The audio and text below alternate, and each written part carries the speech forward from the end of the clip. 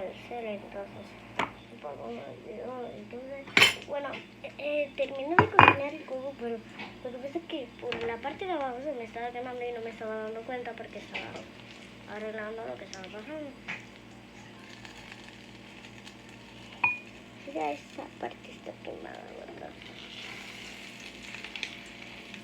Acá ya sacamos todo entero.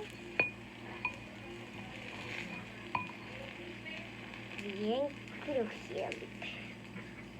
A la madre. Mira, ahí se ve lo quemado. Joder, creo que lo quemé.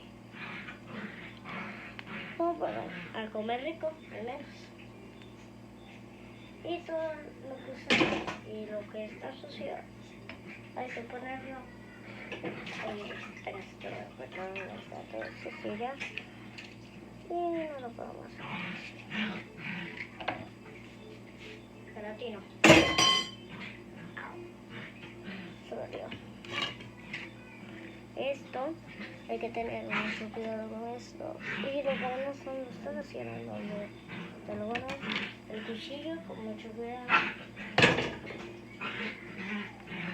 Vamos a guardar el salami.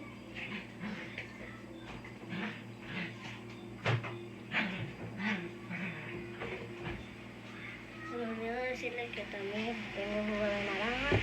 Lo voy a preparar con jugo de naranja. Pues entonces no tenemos también por sacar. Yo comeré.